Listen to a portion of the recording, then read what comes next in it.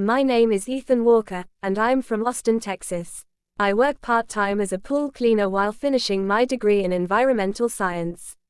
It's not the kind of job that makes you rich, but it pays for college and keeps me grounded. That summer was one of the hottest I could remember. I had a few regular clients around town, families, couples, and a few elderly folks who just liked having someone to chat with. But there was one client who always stood out to me, Mrs.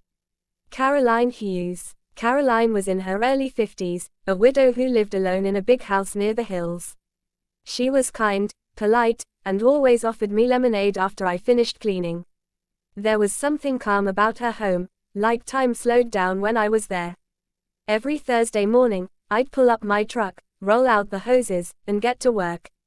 Caroline would usually be tending to her garden, wearing a big sun hat and humming softly.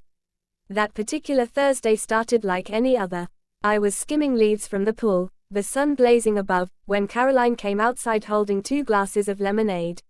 "Morning, Ethan," she said with her usual warmth. "Good morning, Mrs. Hughes," I replied, wiping sweat from my forehead. "You've been working so hard this summer," she said, handing me a glass. "You remind me of my son when he was your age." Her words caught me off guard. I didn't know she had a son. "Oh really?" I asked. She nodded, her eyes softening.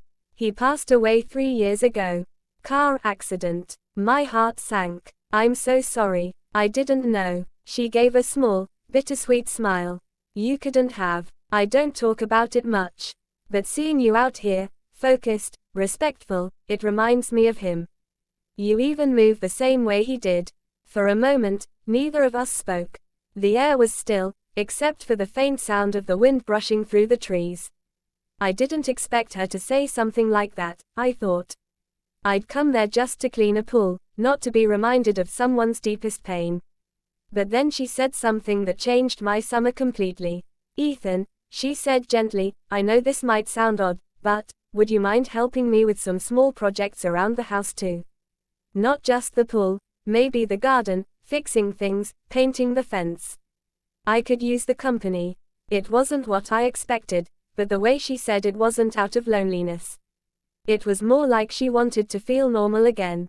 "Of course," I said without hesitation. "I'd be happy to help." From that day forward, I started spending more time at her house, not just cleaning the pool, but mowing the lawn, trimming the hedges, and sometimes just talking while she told me stories about her son, Lucas. She told me how he loved baseball, how he always wanted to travel to Europe, and how he'd once spent an entire summer building a tree house for the neighborhood kids. The more I listened, the more I realized how much she'd been carrying inside.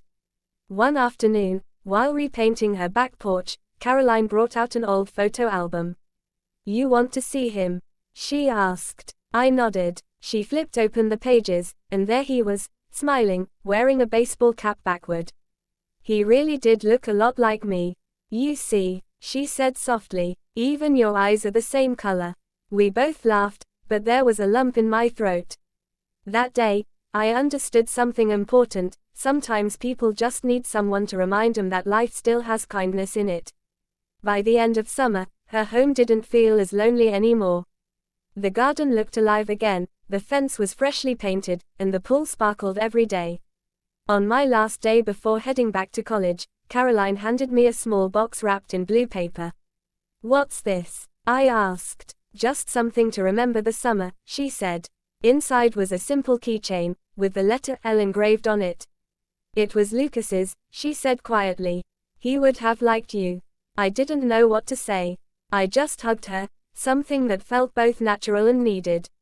When I drove away that day, I realized that I hadn't just cleaned a pool all summer. I had helped someone find a piece of peace again. And maybe, without realizing it, she had done the same for me. Moral of the story: sometimes the smallest acts, like showing up, listening, or helping someone, can heal a heart in ways we don't even see.